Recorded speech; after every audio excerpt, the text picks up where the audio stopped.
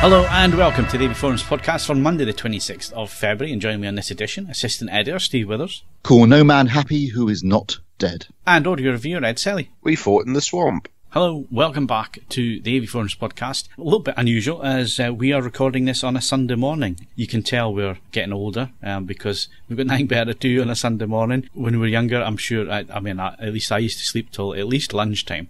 I'd be coming in on a Sunday morning. That's what probably. Yeah, you're probably right. About 10 a.m. Yeah, I'd be walking through the door and going to my bed. Yeah, so getting older, recording podcasts on a Sunday, and I've just had my overnight oats as well. So how old am I? I've just handed my son to my father, who is now being treated to blazing the monster machines, which I don't think he's ever seen before. Which is going to be interesting. I look forward to being debriefed when the podcast is over as to how that's gone. So yes. Yeah, and then what excitement have you been up to, Steve? I had breakfast and I watched the David Attenborough documentary and then washed up. and then came into the home cinema to do this. Rock and roll. Yeah, rock and roll lifestyle indeed. Ed, what can we win in the current competitions? You can win The Juice, complete first season on Blu-ray. And that's got some spectacular nudity in, I'm led to believe. And that's open until the 28th of February, so you'll need to get a shift on if you're listening to this. Jigsaw on 4K Ultra HD Blu-ray, and a Blu-ray box set of all 7 Saw films signed by actor Tobin Bell, who plays Jigsaw. And we've said before, that's a very cool prize. And that's open until the 7th of March. And you can win Thor Ragnarok on 4K Ultra HD Blu-ray, and you've got until the 9th of March for that one. Okay, any previous competition winners? There are not. Okay, and just a reminder, you can still claim your free case of craft beer thanks to beer52.com/AVF. They are a beer club, so it's a monthly beer club. You pay your dues and you get sent 8 craft beers, a ferment magazine and a tasty snack every month. Your first month is free. If you want to sign up, it's beer52.com/AVF, and get yourself signed up there. You'll get a free craft beer box. All you do is you pay for the delivery, which is £5.95 delivery. And have they all been good beers? Because you got one of these, Ed. Yeah, all the ones I've had have been excellent. So, I mean, and someone has put some genuine thought into curating it. It's not just a box of, 8 things they picked off a supermarket. There's some really unusual stuff there, and it's very, very good. So, yeah, well worth a look. Okay, so if you want to do that, it's beer52.com/AVF, and you can claim your free case, and of course you can give it up at any time.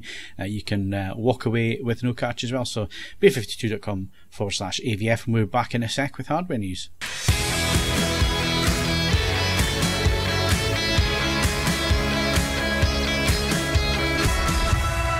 Okay, so moving on to hardware news, and this weekend was the big Bristol Sound Vision Show. Which year is this? Is this 31 or 32 years it's been running? It's been running a long time. I think the last time I was there would have been about 7 or 8 years ago. I haven't been for such a long time, but I was certainly there for its 21st birthday, so it'll be about 31 years now that show's been running. So like I say, I haven't been for a long time, but Steve and Ed were there on Friday. We're recording this on the Sunday, like we said. So what was it like, guys? Well, I'd have to say one of the things that did stand out to me was it was a lot busier. Now, was this show wide, or were you just following the traffic around? Because if you follow the traffic around... No, it was consistently busy from floor 10 to the basement. Yeah, it was heaving. And given that it's the Friday, which is actually the press and trade day, rather than when the general public largely come, which is on the Saturday, I should imagine that yesterday it was even busier. And I was surprised because, like we said in previous podcasts, it's been gradually, we'd seen numbers diminishing over the course of the last few years, I guess reflecting perhaps a lack of interest or a lack of, maybe people who are in more financial difficulty, and then the whole market's been a bit depressed, so that was reflected in the attendance numbers. But this year, absolutely heaving, and that's good to see. I think good to see that the show, in general, was in rude health in terms of attendance numbers, and also, I think in terms of at least hi-fi products, was again a strong show. But if you're a Vision fan, if you're an AV fan, it was probably the nadir as far as that goes, because literally there was a Optoma demo of their UHZ 65 projector. There was a cracking bit of demo, subwoofer demo going on in the SVS stand, as you'd expect, with some serious bass. And also Emotiva were there with their 16-channel processor. After that, though, I'm struggling to think of anything. There was Sony. Sony were doing their demo, but they were doing exactly the same demo they did last year, of stuff that's been out for a year. Some stuff. Yeah, but they weren't demoing it, were they? It wasn't really on. It was just there were 2 rooms. Show. Oh, yeah, there was a second room. And JL Audio had their 16 grand sub, which that's an impressive piece of kit. I mean, obviously it probably ought to be for the price of a Ford Focus, but no, that was it. The thing I was actually saying before we started the recorder, there was AV stuff there, but the decision has been taken that demoing 2-channel is, I suppose, both simpler and is going to appeal to more of the people coming through the door. You can like that or lump it, but that seems to be the situation. There was some interesting AV stuff lurking. It's just as to say, it's not necessarily being run these days, but that stuff that is there is audio rather than display. But are they coming for 2-channel, Ed? Why is all of a sudden is there an interest in 2-channel audio? It doesn't make any sense if you look at the market. A lot of people are interested in headphones and high-end headphones and that kind of thing. I don't see where this 2-channel resurgence is coming from. Some of it's tied to vinyl. If you want to go and listen to a lot of correctly set up turntables in one place, Bristol is one of the best locations in the UK to do that. There's no question about that. And it's a obviously Bristol remains a trade show. It's still tied to the Audio T group, so there are certain key brands who are not there, but nonetheless, it is an opportunity to cover a lot of ground in one day for £12.50 if you are doing that. And I think it has a pull far more than what you might associate for a regional show. So no, whilst it might not be indicative of a wider trend, although that said, 2-channel numbers aren't too bad by all stretch of the imagination. Although turntables are down 10% this year. Yeah, but that's coming off the bottom. If you look at the numbers, fewer people are buying Crosleys to turn their records into an unplayable mess. And also, this is, if you like, leads on to one of the other areas, which is, both affects the people selling it and the people buying it. If you buy a decent record player, anything, some sort of £300 upwards, and there were some cracking examples of that at the show, it doesn't need to be replaced yearly, Phil. It's good for 10 years.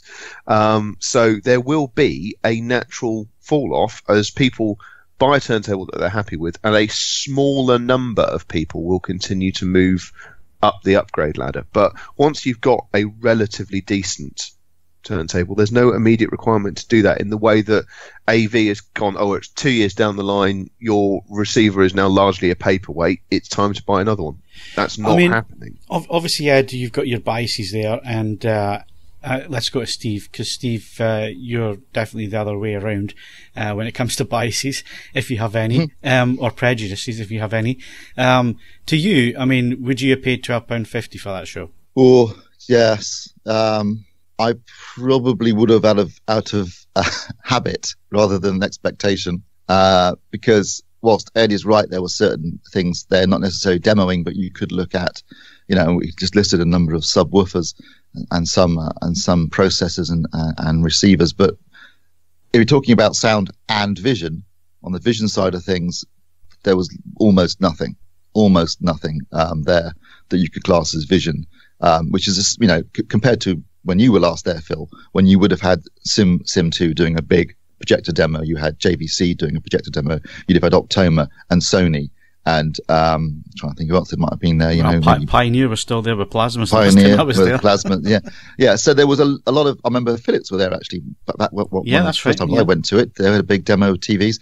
So there was a lot of vision on show, and it was a place where many people first saw properly done, well done projection, and got a taste of what you could achieve in the home, as opposed to what they're probably used to, which is probably in a pub or something like that. So I think that aspect of the show was really key to driving the projector market and to a certain extent TV market as well, amongst enthusiasts and the general public in the earlier days. But now it's the vision aspect is largely, as I say, right. So would you agree with Ed then that there is this big resurgence in 2-channel? Does that stack up, or is it just a case of it's something for people to do on a weekend? I think there is a resurgence in 2-channel. I think this is quickly becoming the Bristol Hi-Fi show rather than the Sound and Vision show, judging by my experiences on Friday. And I think it's partly because, as Ed said, it's easier to do a 2-channel demo than to do a multi-channel demo. Even Arcam, for example, were doing a 2-channel demo, whereas last year they had a big full-on 7.2 or 7.4.4 Atmos setup, but there's a lot of hassle in terms of having to put up a gantry and rigging to put overhead speakers up. There's a lot involved in doing a big full-on multi-channel demo, projector screens, projectors, the whole works, and they obviously decided just to do a 2-channel demo this year. And there's been no question that shift towards 2-channel has been obvious for the last few years, but this year it really did border on being a hi-fi show, and the AV aspects were minimal. Certainly in terms of AV demos. I mean, there may have been AV products there, but in terms of AV demos, very, very limited. So, yeah, I think Ed's got a point. I think there was why they're pushing hi-fi more than anything else, 2-channel, is open for debate, but there's no question that's what's happening. Is it vinyl, though? Or is it more that the I don't think it's vinyl. No, I don't think it's vinyl either. And I know Ed loves vinyl, and he's going to push that point. Well, no, but there is an element, as I say, it goes back to the fact that for the people that are interested in it, it's an opportunity to see lots of them in one place. But there were some excellent headphone demonstrations, and obviously they're extremely effective to do. There was a lot of, there were various different options, some quality digital, and all sorts of things. But this is what I wanted to come on to. You just cover a lot of ground in one day across all sorts of different bits and bobs. So is the real driver to this, Ed, quality streaming of music, and the fact that you can now get your hands on tens of thousands of music tracks and discover new music far easier than you've ever been able to? Is that what's driving the possible 2 channels and the higher res in terms of the likes of Tidal and the other one that you're going to review this month? Is that driving? Partly, but it's as much that whilst it's something you can do additionally,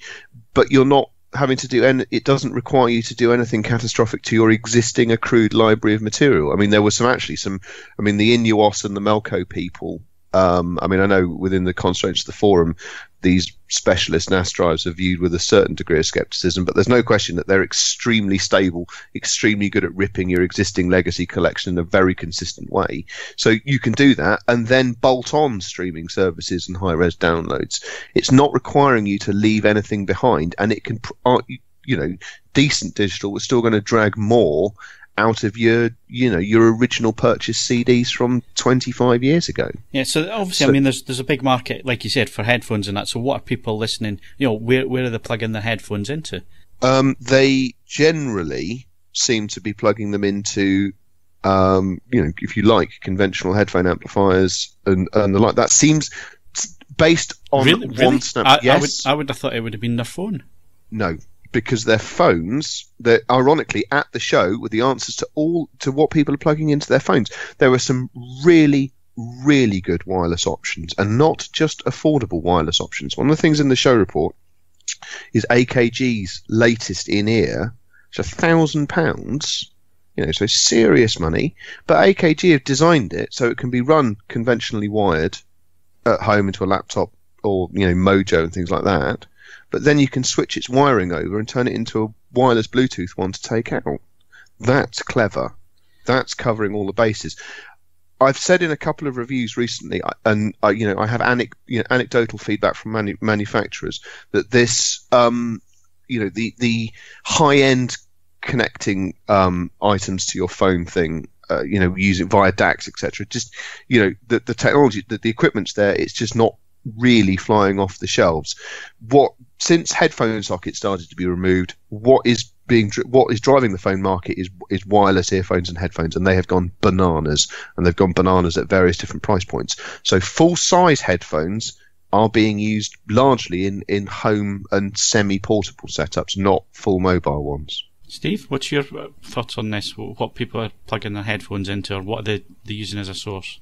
I think Ed's probably right that if you're buying a pair of headphones, it's not necessarily being used with a phone, a mobile phone. I think at the show, at least, there were a lot of headphones were being used. There were a lot of amplifiers there. There were a lot of streaming devices. And I think you're right that the drive to high-quality streaming services and access to more high-quality digital audio is certainly driving the 2-channel revolution, as we're seeing at things like Bristol. But wireless headphones are, I think, the way forward when people are using their phones rather than wired ones, because of the ease and the fact that things like Apple have dropped headphone sockets, and now people are just using Bluetooth predominantly.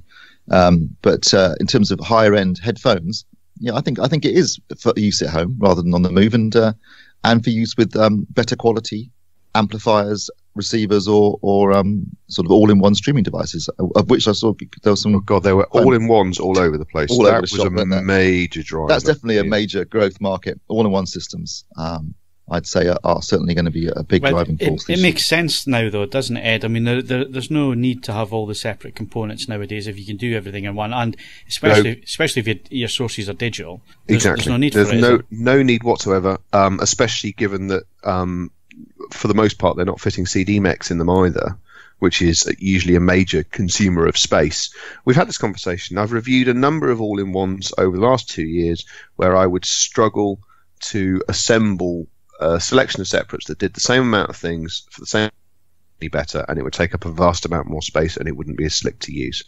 So no, separates it's something that people would make a very conscious decision to go down that route, and it honestly, unless you're all up system price, your budget for that for a single source amplifier and speakers is north.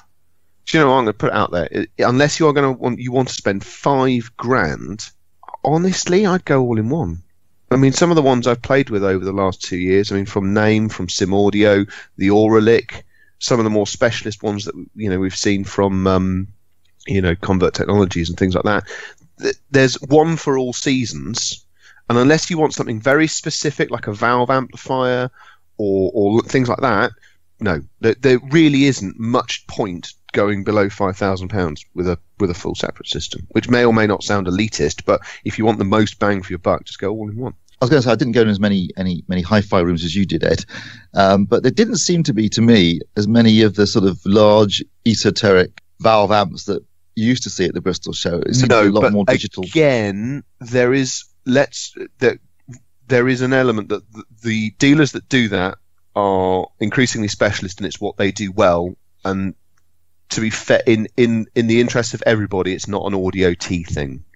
Right. So it's not that they haven't gone away. They remain. They've got their niche. I don't think the niche is getting any bigger or getting any smaller, but it's not part of what audio is not part of this sort of retail end of things. But no, it's not. There is also a sense that the stuff that even some of the more expensive systems on display were still quite practical things. They had sensible footprints usually. I mean, they might have weighed more than the moon, but they didn't take up a huge amount of space whilst they did it. So yeah, there was an element of sort of real world. Even when the price tags were big, it's still stuff that you could fit into a UK lounge and get working in a UK lounge. And there is an element of pragmatic realism to a lot of the stuff that we saw at the show, certainly. Okay, so I want to move on because you mentioned there UK lounge, one item in one room, but the big push over the last couple of years has been a lot of these wireless speakers and multi-room systems like Musiccast, Hios. There's other manufacturers wanting to do their own thing, Sonos, and now you've got the Google speakers and the Amazon speakers and all the rest of it. Was any of that covered at the show? Because that seems to be a huge growth area. Now, there were a number of wireless speakers, not that many of them running. I mean, for example, Dyn Audio had brought all of theirs with them, and they're very cool looking things. We'll hopefully have a look at some of those over the course of the year. But no, they've gone for a conventional demonstration. Their demonstration was it was a Bluetooth speaker, wasn't it, though? Well, they alternated, and I didn't realise that. The only times I went in there, they were playing conventional speakers. Oh, was that So I was a bit lost on that. They just hidden the electronics around the corner, Steve. That was the thing. It's a weird one. It's big, Phil, no question. But at the moment, if you're looking at that sort of thing, Sonos has a category killer product, and most other people aren't quite ready yet. We were having an off-the-record conversation with someone in the bar on Friday evening about the fun and games. Alexa integration is the simplest of the three rival services, Google, Amazon, and Apple, to get going. But even then, you still have to be able to mesh it with what Alexa does. And at the moment, Sonos has got that sort of up and running, and obviously the own brand products from the companies have got it up and running, but everyone else is running to catch up. And I suspect we'll see lots more of them in 2019 than we did this year. But no, it's a big thing. It's just not necessarily a big thing for the specialist manufacturers yet. So obviously, in hi-fi circles, they're not turning their noses up at this technology then? No, not at all. No. And that was evident all the way back to Munich last year. There's none of this, it's nothing to do with us. It's like, this is going to be enormous, but it's going to take a little bit of time to make it work. I mean, it would appear that one of the products that's doing the rounds at the moment, Harmony, the remote people, have built a device which has got it, and so you use Alexa to say turn the amp on, and then it fires out IR to actually do that, and things like that. So that's a quick win thing. But when you're an actual audio manufacturer and you've got to actually make it do quite complicated things, it can be done. And there's plenty of talented software people out there to do it, but you can't do it overnight. It takes a bit of time. So I suspect next year will be the point where everyone is shouting randomly at their equipment during demos. So for you, I'm gonna want two things from you. I want your most niche product that blew you away, and I also want your mass market product and prediction for 2018, Ed. Right. Product that blew me away. I'm going to disqualify anything that I saw in Vegas because we've already discussed that. So the Technics SL1000 was there. It was still amazing. Just a cracking 14 grand. Yeah, all right. It was only 14 grand. I thought it was going to be at least 19.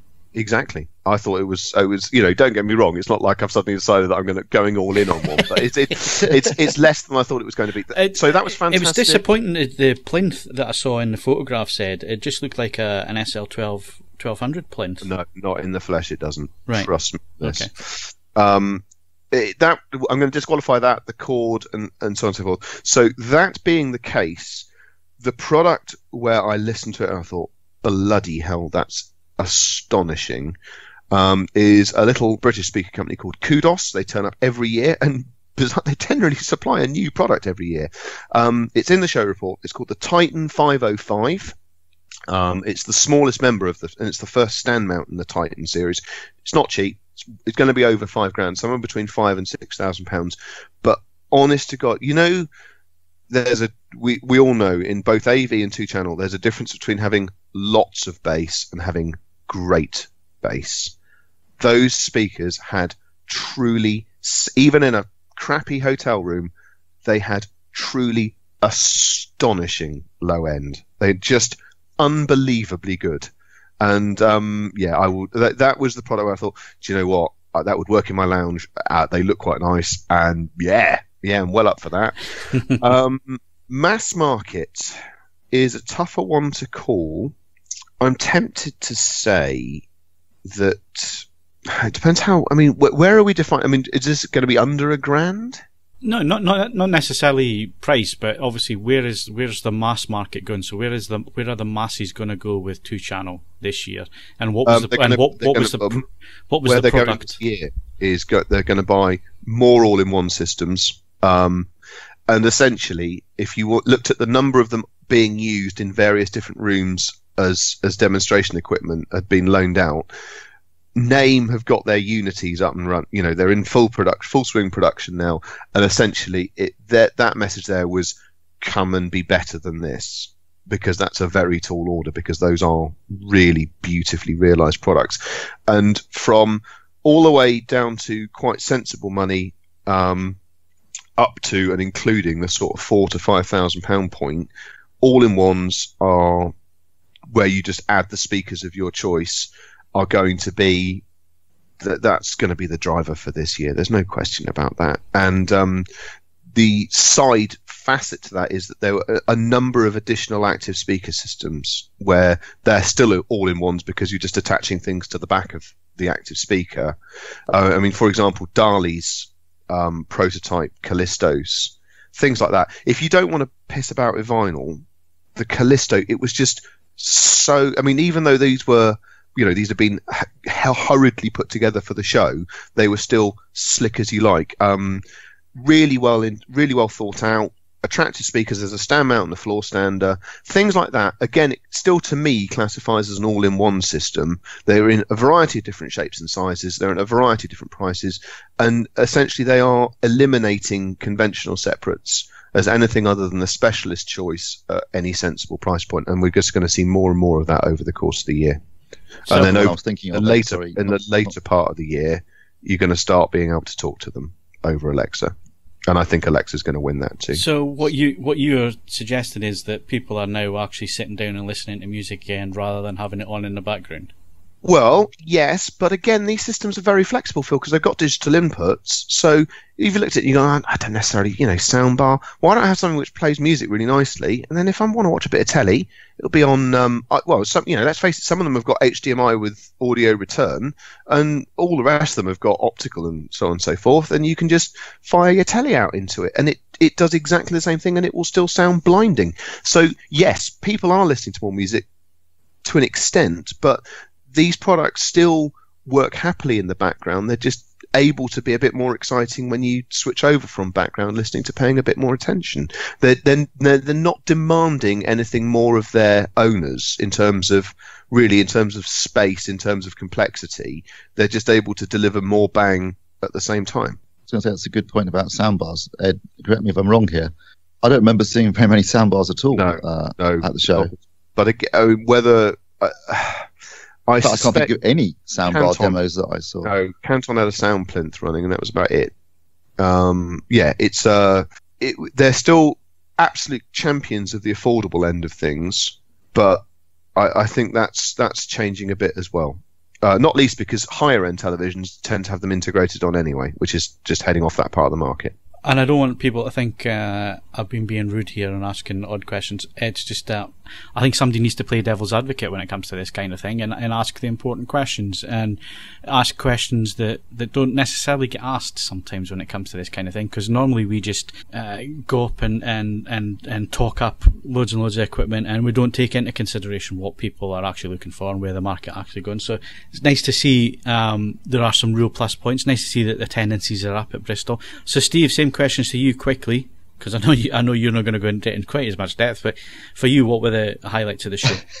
It's not so much I haven't got a lot of options. I will say, as a sort of high-end product, and given it was running in a hotel room, I was impressed with Emotiva's new processor, 16-channel processor with Dirac Live. It's not going to be cheap, but it's been designed to death, and it looked like an impressive piece of kit for anyone looking to do higher-end multi-channel audio, because this could run your full whack 9 point whatever, 9.2 or 9.4.6 Atmos TTSX or even Audio 3D setup. So that was impressive. On the more affordable end of the market, in terms of trying to throw some vision in here at all, Optoma are going gangbusters as far as their 4K projectors are concerned. They've already done the UHD 65, which you reviewed. There's a UHD 60. They've just launched a UHD 40, which interestingly doesn't use the same chipset that the 60 and 65 did. No, I think it's I think it's a chipset that's in this BenQ that's just turned up for me to review. Yeah, it's a 1080p chip using flat. I guess it's I don't know. They're obviously using a 1080p chip and then creating a 4K image by using it 4 times. So that's not even diagonal shift. How is it going to do that? Be interesting to see what you think of that, because obviously the ones you've reviewed so far have got not a 4K chip, basically a sort of a half resolution. It's like so that's 4 million pixels. 4 million times 2. And a diagonal times 2 to make 8 million. This is 1080p times 4 to create a 4K image on their UHD 40.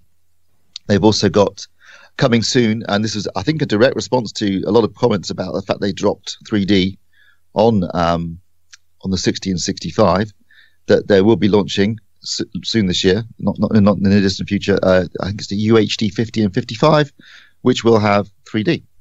But at the show, they had the UHZ 65, which is their 4K laser projector.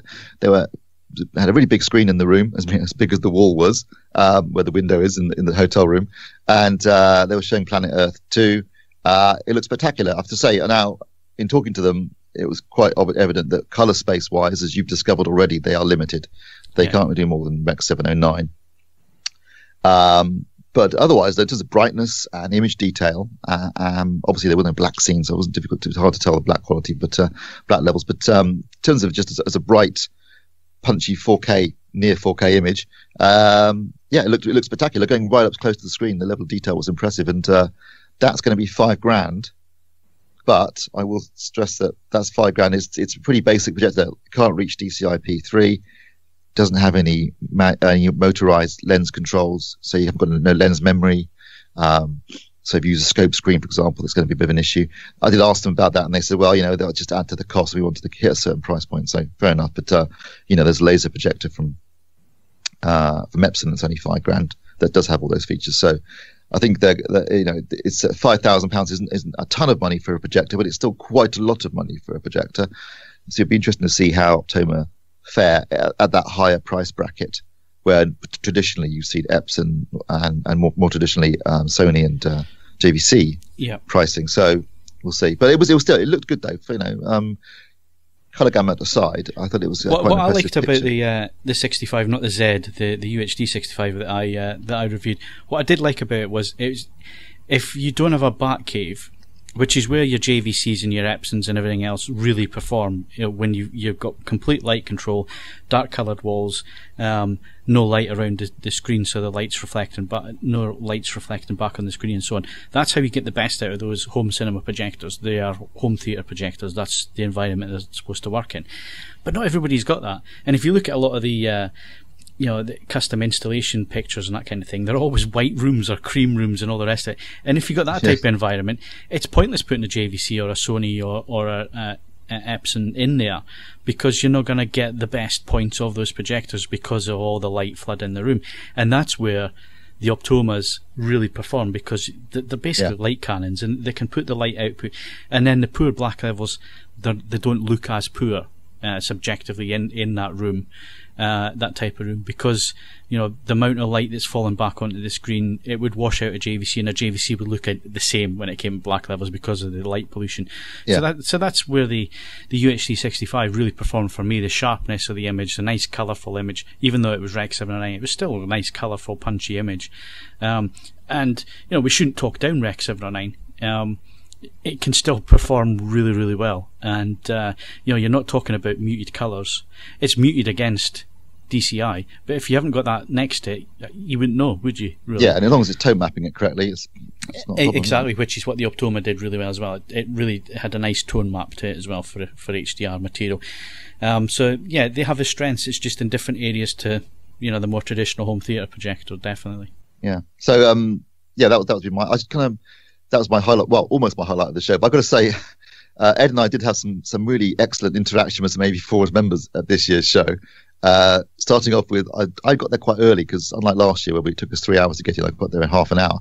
So I got there about 9ish, and the show hadn't even opened yet. So I got a coffee and some breakfast, and the guy sat down and started talking to me, and he was in a suit, and I thought, he must be a trade guy, maybe a distributor or exhibitor, or maybe a PR guy, and starts asking me lots of questions about what TV I'd get and this sort of stuff. And I suddenly realised that he was just an AVForums member who had somehow wandered in. He said, "I just wandered in. I haven't even paid yet. They thought I was a hotel guest. I think because he was in a suit." So there's a top tip for you for next year. You can have a line of people in suits. So I was chatting to him, because I said to him, "Hang on, are you not an exhibitor?" And he goes, "No, I just AV4 member. I sort of recognised you. I thought I'd ask you about TVs." "Oh, okay. So how did you get in? It's not even open yet." And he went, "Oh, I just wandered in." And then he said, "I can ask you about turntables as well." And I went, was it turntables or DAX? I think it was DAX, yeah. I said, "Ed's your man. He's on his way. Hang on a second." And he just arrived, and then he asked you about DAX. So that was a good start to the show. Then about halfway through the show, I was in the corridor, like at the tripod and camera, trying to work my way through the crowds. And this guy goes, "Oh, Steve." I'm like, "Hello." And he goes, "I really love the podcast." I thought, "Oh, great." And he goes, I said, "I'll tell you, I'll give you a mention on the podcast." So his name's Stephen Whitefield. Hi, Stephen. And he said, "Can I take a selfie?" I went, "You serious?" He went, "Yeah, all right."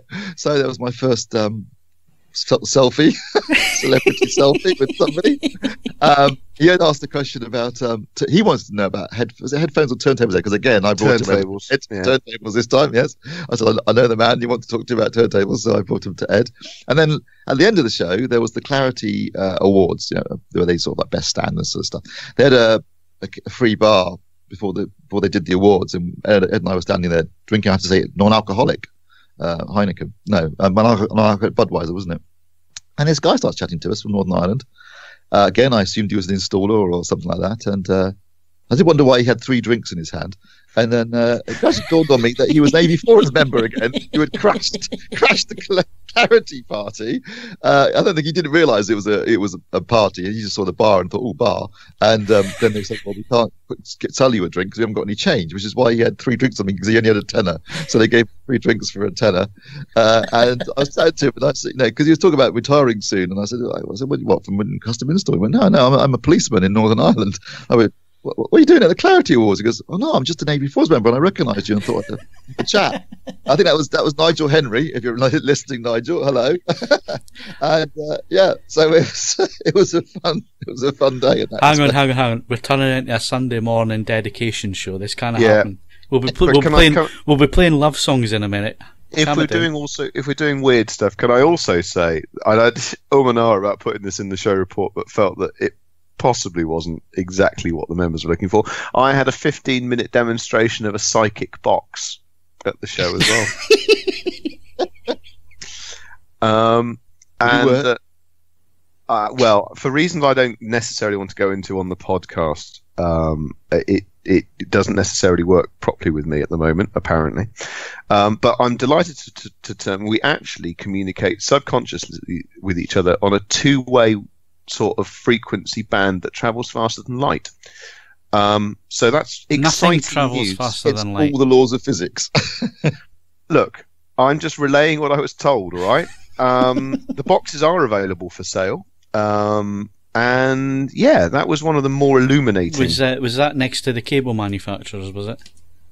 The man may also make cables. I feel that is... Do you want to mention the special... not glue, whatever it was, liquid. That really annoys me, because that did seemingly make the magic goo actually seem to make a difference. So yeah, let's not dig down into that particular rabbit hole. It's a polymer developed to keep contacts clean in things like the nuclear industry, where going in and giving it a quick clean isn't the easiest thing in the world to do. And yeah, that was really annoying. Or working with really volatile chemicals where the tiniest electrical spark would blow the whole building up. So everything has to be totally non-conductive. And so that's what it was developed for. But they were putting it all over the connections on cables and on the actual sources. So they were actually rubbing the snake oil into the. They were pre-rubbed. Yeah. But no, can we be clear about this? Both Steve and I were stone cold sober, and placebo. Different parts of the room, and we watched what was done. I mean, in so much as it's got to the stage now where it's like the magic circle, where you have to, if there is sleight of hand going on, I don't know. Very good. Very, very good. It was very peculiar. I have actually, via the PR for this organisation, requested a bottle of magic goo. So see what happens when I apply magic goo to things in my own I have to say that all the other demos they did, they all sounded exactly the same to me. That was the only one where I thought, hang on, that does sound different. The rest were just like, yeah. Yeah, what did they do? Did they move the tone control slightly? No, that's not the equipment they had, because there are no controls of that nature. So yeah, no idea. Can I also give a hat tip to AudioQuest for developing quite the largest and most threatening mains cable I have ever seen in my life. Oh yeah, you could beat someone to death with it, and it would cause it no grief at all. It looked like the thing the guy was using to torture James Bond in Casino Royale, isn't it? Yeah. I mean, one of the funniest things I've ever seen was it was a demonstration. It wasn't at Bristol, it was someone else, where somebody was convinced that different power cables changed the sound on this CD player, and the room was full of AVForums members, and nobody could hear a difference, and everybody started stating, "Oh, I can't hear any difference, sorry." And the guy was getting so wound up by this. He said, No, you gotta listen. And everybody was just saying, nope, can't hear any difference. It was so funny. Really, really funny. Bristol maintains its ability to intrigue as well as, show some random. Yeah, I mean, unfortunately, it's one of these things that follows the hi-fi industry around, isn't it? The whole snake oil and stuff, and colour your CDs. Not in snake green oil. It's magic goo. Magic goo, yeah, and colour in your CDs to make them sound better and all the rest of it. Unfortunately, it's always been around, that kind of thing, and sadly, some people do get drawn in by it and start believing it, and then it turns up on forums, and you spend most of your time combating this really. Well, basically, at the end of the day, it's magic goo, snake oil, whatever you want to call it. And it's unfortunate that the hi-fi industry tends to breed that. Right, so is that everything from Bristol? Have we covered everything we need to cover there? Yeah, I think so. Okay, and we'll look forward to the magic goo report in future podcasts. Right. I got to be honest, I wasn't necessarily going to be pitching any magic goo related work to it. No, I wouldn't be paying for that, Ed, that's fine. So, yeah, there we go. Wouldn't pay any money for magic goo. Anyway, movie news is next.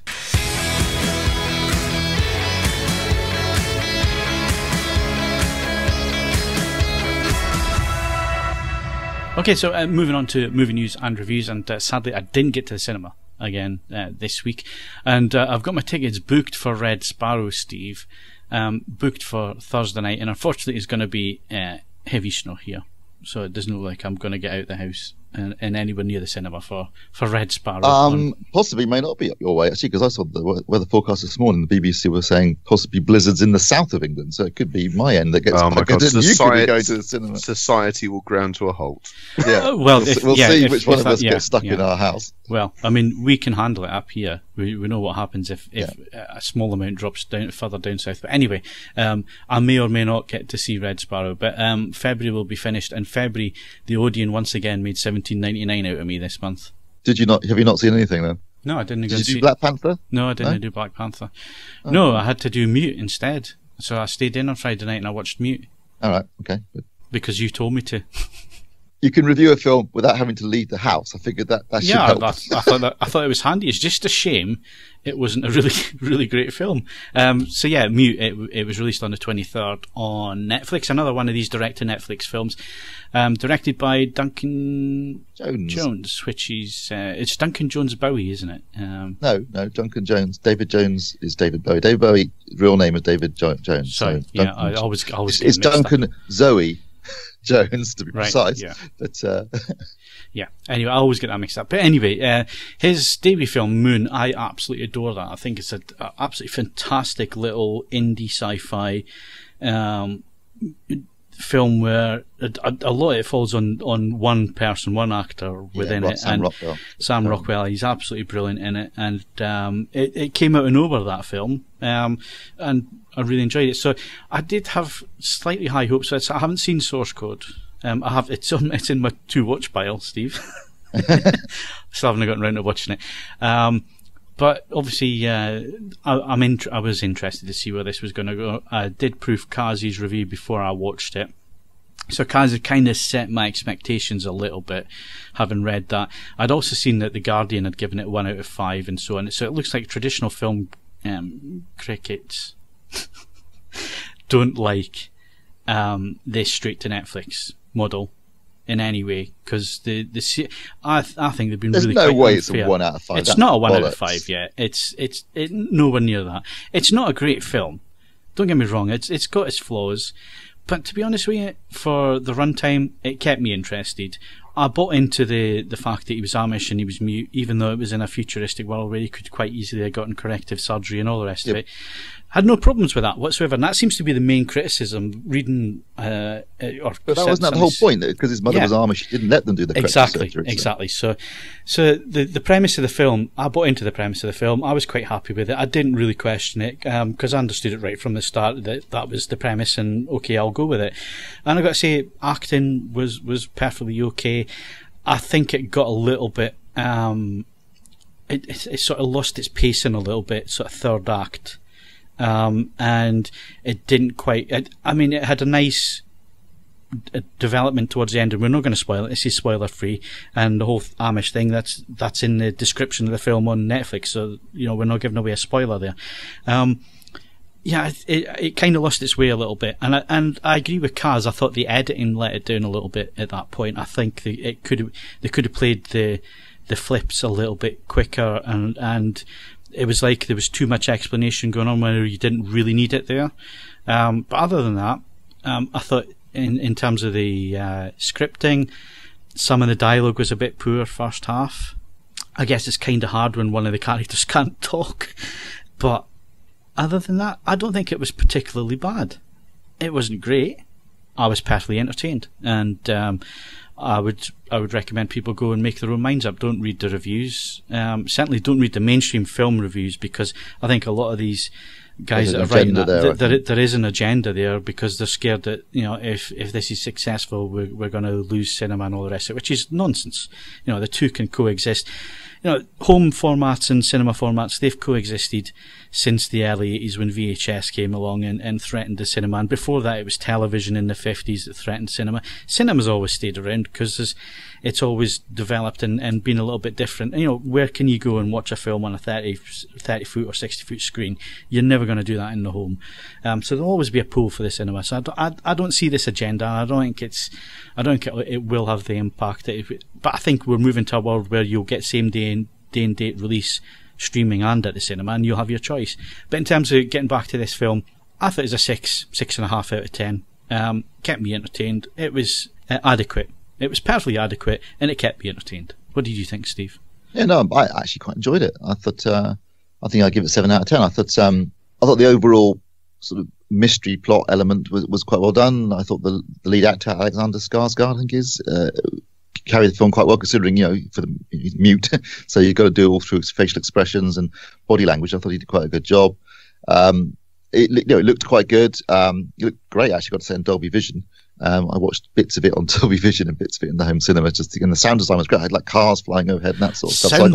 Sound design was amazing. Really good. There's one bit where it goes slow mo, and he has this sudden realization that he knows what's going on, and he starts walking in slow motion. Yeah. And every time his foot hit the ground, my whole room was shaking. Yeah, it was great. Really, really well designed sound design. Yeah.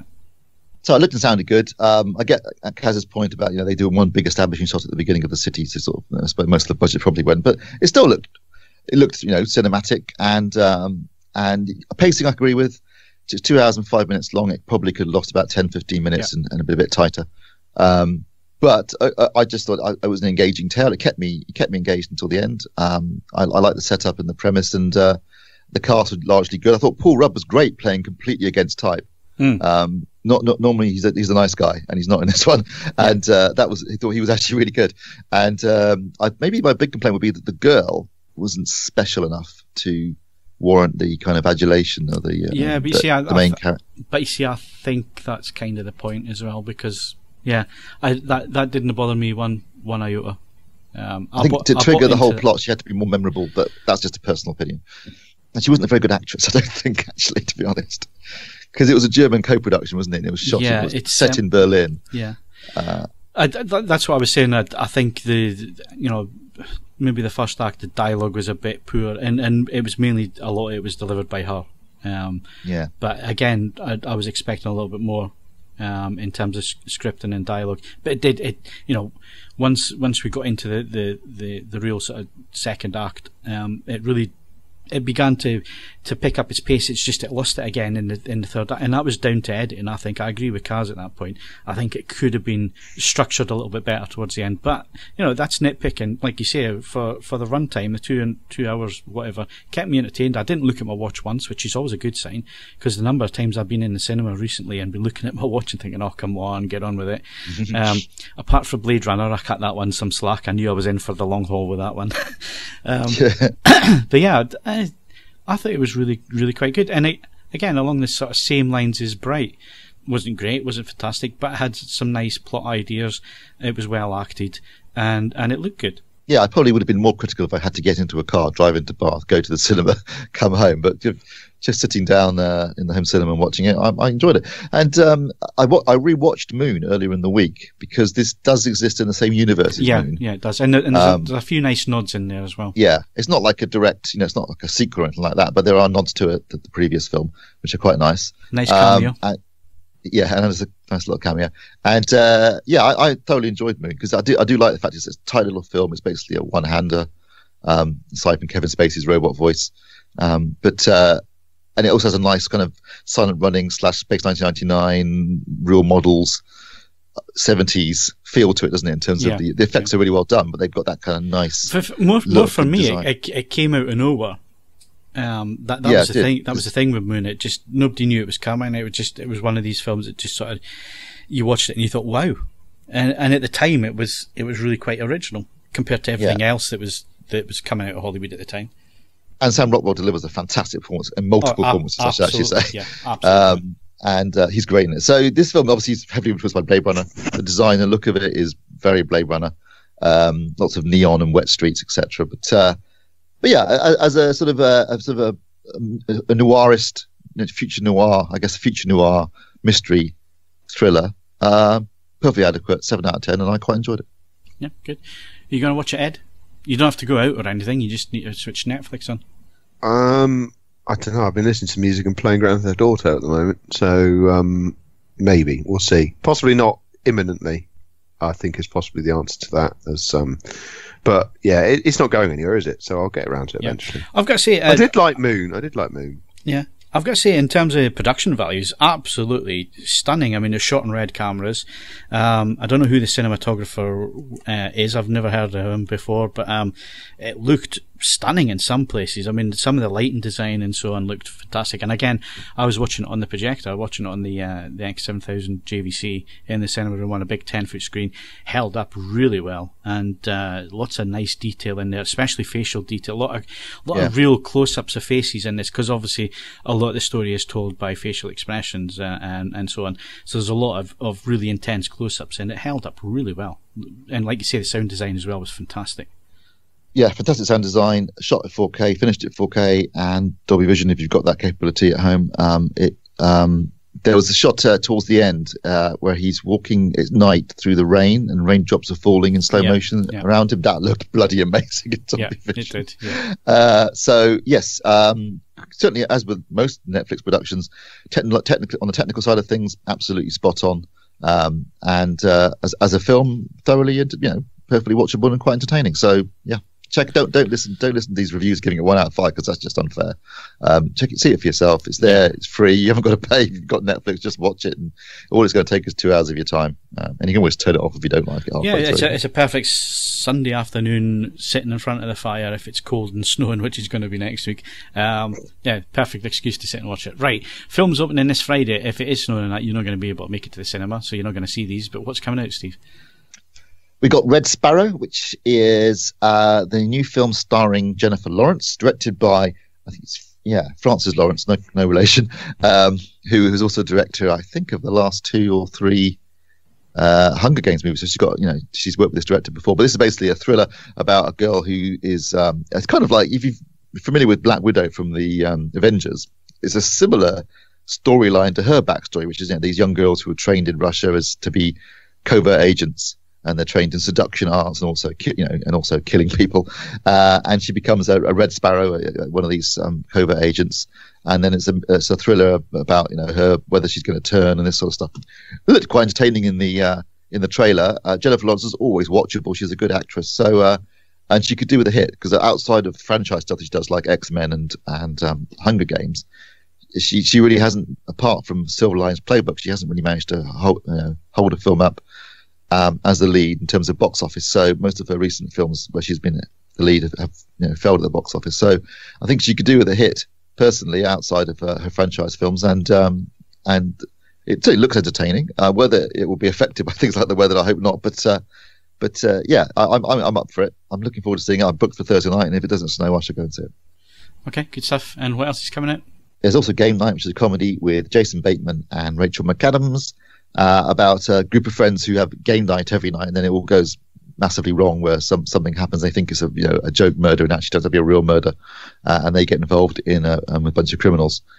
So that's out. It basically, a comedy of errors, I guess, is the best way of describing it. I like Jason Bateman. I think he's quite a likable leading man and good comedian. So it might be fun to watch. I haven't seen any advanced reviews yet. But I think it's had solid reviews, and yeah, I mean, if you're out for a comedy and you can get out of the house, then you might want to watch Game Night.